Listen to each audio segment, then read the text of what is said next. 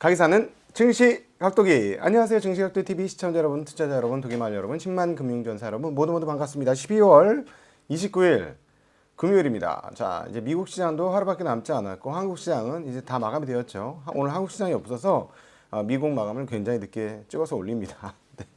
저도 몸 상태가 좀 별로고 올해는 계속 그러네요. 제가 지난번에 5월달에 일본 자전거 가서 코로나 걸리고, 네, 이번에는 또 감기에 좀 걸려 있습니다. 아마 연말에 조금 무리했던 게 뒤끝으로 나타나는 것 같습니다. 여러분 연말까지 몸 관리 잘 하시고 건강한 모습으로 24년 새해 시작하셨으면 좋겠습니다. 자, 오늘장 한마디. 미국은 결국 사상 최고치를 돌파할 것으로 보이네. 네, 너무나 뻔한 오늘장 한마디였습니다. 미국 시장이 돌파를 안 할 것 같지는 않습니다. 네, 돌파를 하고 조금 더 갈 것 같고요. 과연 언제쯤 중간중간 조정을 할 것이냐가 관건인 것 같고, 예를 들자면 오늘처럼 일부 조금씩 접는 흐름들은 시장 전체적인 흐름에 있어서는 별로 나쁜 흐름은 아니다라고 개인적으로는 봐지네요. 일단 이제 연말 휴가 시즌이기 때문에 미국 시장이 주요 거래원들은 다 빠져나간 것 같습니다. 거래량이 대폭적으로 감소한 상황에서 거래가 되고 있고요. S&P 지수는 사상 최고치에서 10포인트 정도를 남겨두고 있습니다. 엄청나게 올랐죠. 다우가 가장 못 올랐는데 13.8%, S&P는 24.6%, 나스닥은 44.2%의 연간 상승률을 보여주고 있습니다. 채권 금리는 어제에 비해서는 반등했습니다. 어제 10bp까지 떨어져서 굉장히 큰 폭으로 떨어졌다. 그러나 거래량이 많지 않기 때문에 의미가 없다. 이렇게 말씀드렸는데요. 오늘 채권 금리 반락은 7년물 국채 입찰에서 그 이유를 찾을 수 있겠습니다. 7년물 국채 입찰은 지난번에 비해서 굉장히 잘 됐어요. 지난번 7년물 국채 입찰은 금리가 얼마에 됐냐면 4.399에 됐습니다. 이번에는 3.859예요. 그러니까 무려 5bp도 넘게 금리가 빠져서 입찰이 되었죠. 그러니까 입찰은 되게 잘 된 거예요. 그런데 입찰에 임하는 어떤 경쟁률이, 입찰 경쟁률이 좀 떨어졌다는 것이죠. 이런 소문들이 나오면서 미국 국채 시장에서는 채권 금리가 반등을 하는 보여주었습니다. 대략 한 5bp 정도의 반등이 주요 연물들에서 나타났다라고 말씀드릴 수 있겠어요. 5년물도 그 정도고 10년물도 5bp 정도의 금리 반등이 있었습니다만 이렇게 지금 연말 때이기 때문에 그렇게 의미 있다라고 보기는 조금 어려운 것 같습니다.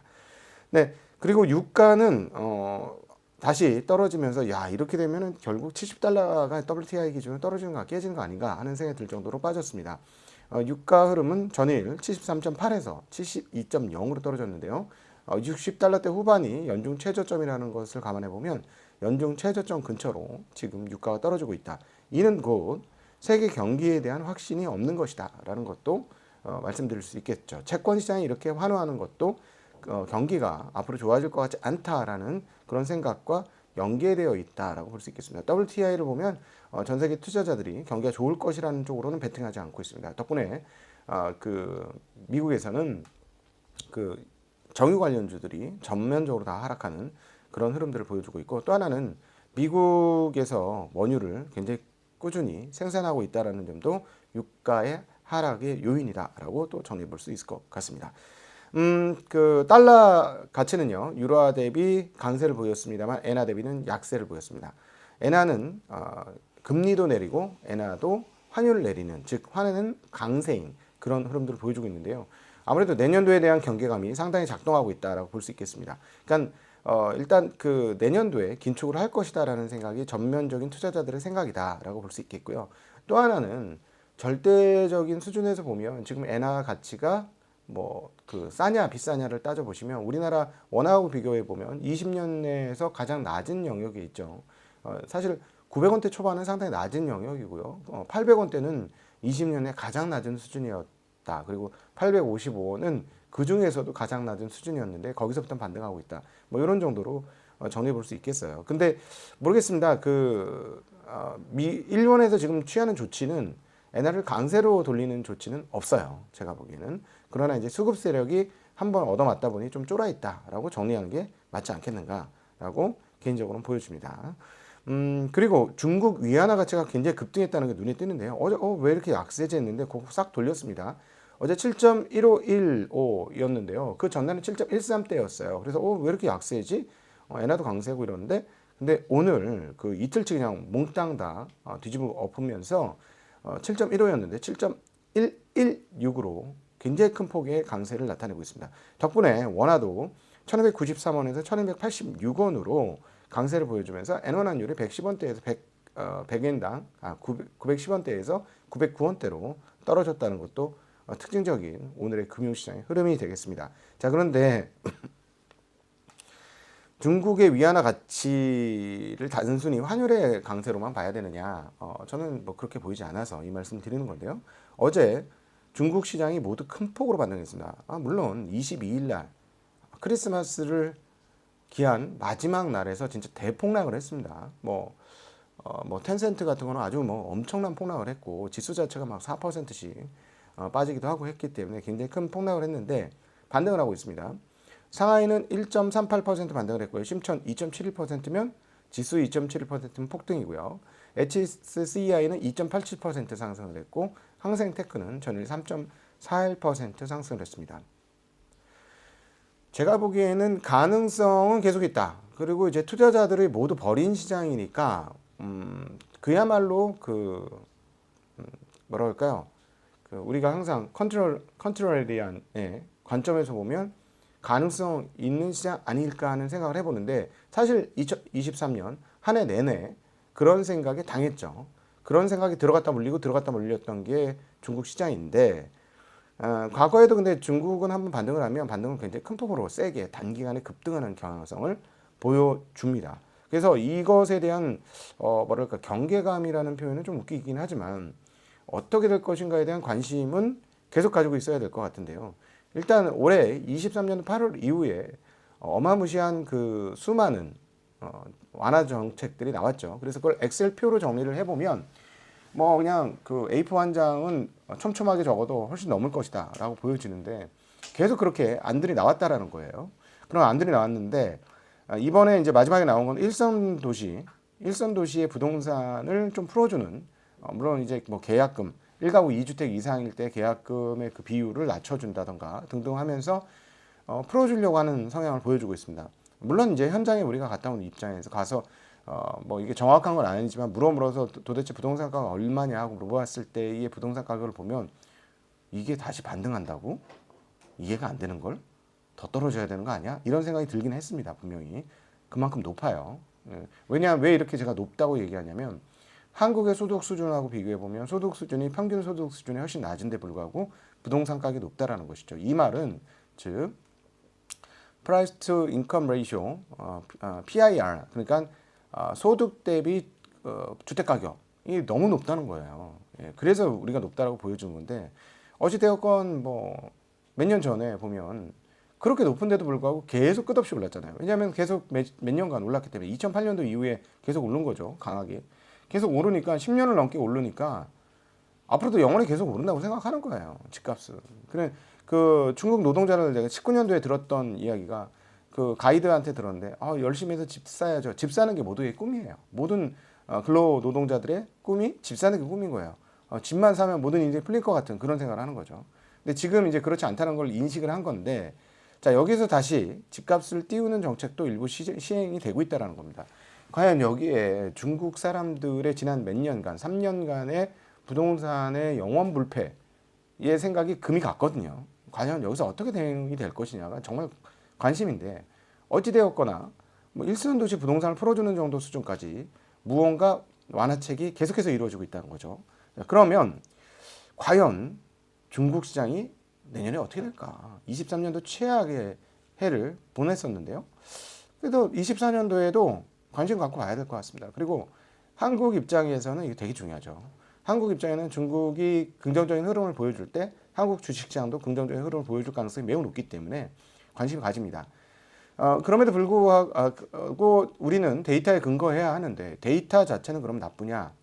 뭐 그렇게 썩 나쁘다고 보기는 좀 어려운 것 같아요. 저희가 이제 계속해서 그 수출입 동향 살펴드리는데 보면 반도체 동향이 전년도 동기에 그 12월 중순 수출입 동향 보면 56억 달러가 67억 달러가 늘었고요. 네, 뭐 자동차는 뭐 이건 미국이죠. 미국형 29억 달러에서 37억 달러가 늘었습니다. 그러니까 미국이 여전히 지금 수출 1등 국가예요. 우리나라 입장에서 대수출.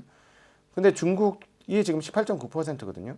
근데 제가 보기엔 반도체의 수출량이 늘은 건 중국의 활동성이 일부는 개선되고 있는 거 아닌가 하는 생각을 할 수 있게 해준다는 것이죠. 그래서 한국의 수출입 데이터는 반도체의 증가 폭을 보건대 중국이 여기서 더 떨어진다라고 얘기하기는 일단 그건 아니다라고 말씀드릴 수 있을 것 같아요. 그래서 여기서 반도체가 추가 증가한다라는 거는 뭐 미국만의 장사를 하는 건 아니고 중국에도 장사를 하는 거다라고 봐야 되기 때문에, 그리고 오늘 발표된 한국의 산업 생산은 전년 대비 빠르게 증가하고 있습니다. 11월이 5.3% 증가를 했습니다. 이전에는 0.9% 상승했으니까요. 한국의 산업 생산도 빠르게 증가하고 있죠. 그러니까 내년도 한국 시장 굉장히 기대가 됩니다. 한국은 산업의 나라 아닙니까? 이 산업 생산에 이런 것들이 반등을 한다는 건 한국 시장이 상당히 좋을 것이고, 제가 말씀드리고 있는 건 현재까지 미국 시장의 기준으로는 미국 시장은 지금 러셀 리처를 통해서 우리가 알 수 있는 것은 갭 매우기가 진행되고 있다. 그동안에 많이 오른 놈들은 이제 너무 많이 올라서 가격 부담을 느끼면서 뻐걱거리고 있으나 반면에 이제 그 러셀 리처나 중소형 주들은 금리 인상의 그 대폭격을 맞았었기 때문에 지금 그 폭격이 잦아들고 오히려 역방향으로 흐르게 되니까 S&P가 러셀 리처 쪽에 중소형주들이 가장 좋을 수밖에 없다. 12월 달 한 달 동안에 러셀 리처이 지수 중에 가장 좋습니다. 뭐 당연히 그런 것들은 이제 갭 매우기다. 남들 50주 신고가를 10월 달에 찍었었으니 남들 오른 거는커녕 아예 최고 저가를 찍었었으니 반등하는 거다. 금리가 떨어지니까 뭐 이런 거고, 뭐 그런 측면에서 보면 한국 시장도 좋다라고 말씀드렸는데, 한국은 근원적으로 산업 생산이 좋아야 좋아지는 나라예요. 그리고 반도체와 수출이 많이 돼야 뭐 자동차나 이런 것들의 수출이 많이 돼야 좋은 나라죠. 뭐 석유화학 이런 것들. 이번에 만약에 산업이 그 반등을 한다면 굉장히 24년도 기대가 되는 게 뭐냐면, 자동차가 과거에 비해서 많이 늘어난 상황이고 그것이 24년에 갑자기 줄까? 미국 시장에서 약진하고 있는 거라서 이게 줄까? 안 줄 것 같은데? 뭐 이런 생각이 좀 듭니다. 거기에다가 반도체는 추가되는 거죠. 자, 석유화학도 개선이 좀 되고 있죠. 12월 달 기준으로 보면 29억 달러에서 전년 올해는 32억 달러예요. 12월 20일 기준으로. 그러니까 석유화학 증가하고 반도체 증가하는데 자동차가 안 빠져. 비율적으로 빠질 수도 있겠지만 그러면은 뭐 내년도에 한국 굉장히 괜찮겠죠.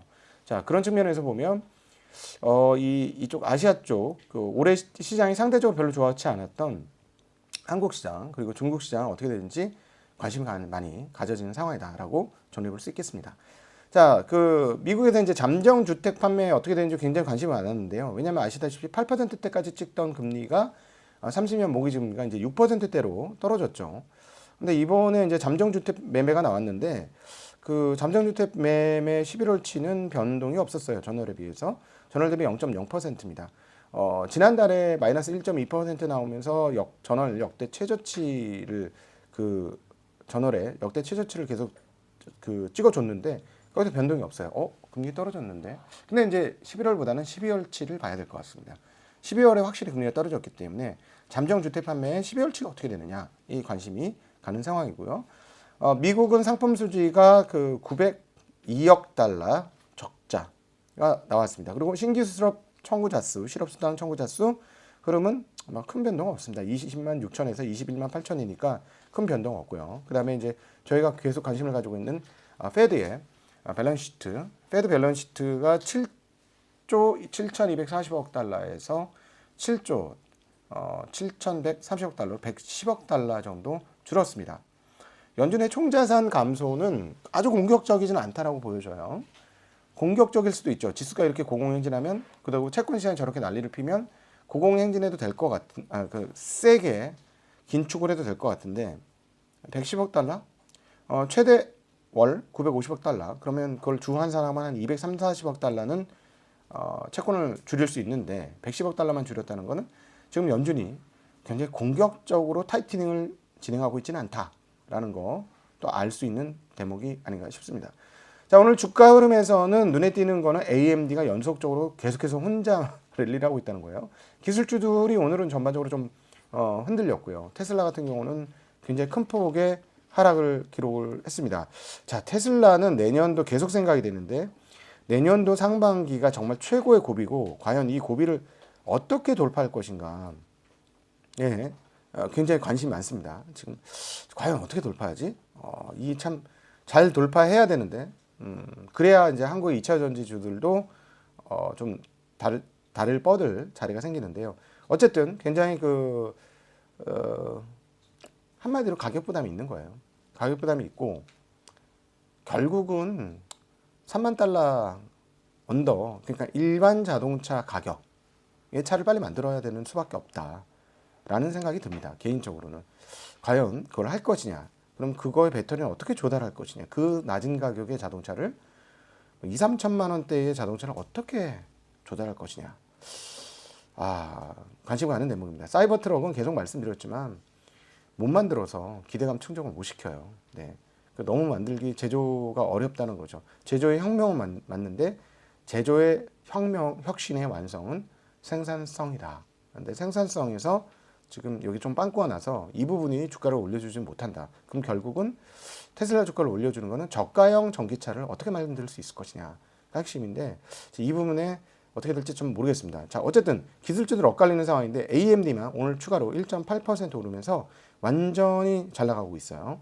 이거는 결국 저는 이렇게 생각합니다. 결국은 GPU에 대한 기대감이 상당하다라는 것으로 정리해 볼 수 있을 것 같아요. 그러니까 엔비디아가 사상 최고치를 갔지만 그 다음으로 GPU에 대해서 기대할 수 있는 게 결국은 네, AMD 아니겠습니까? 자, 그러니까 결국 이렇게 정리해 볼 수 있을 것 같아요.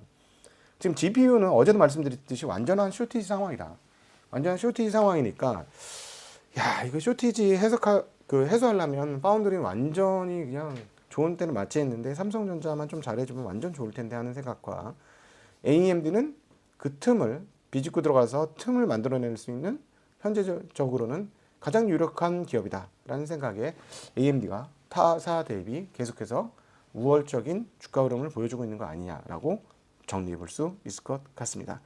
네, 여러분 오늘 한국 시장이 없어서 좀 늦게 올려드린 것 양해를 부탁드리고 그리고 시차가 있어요. 시차가 있어가지고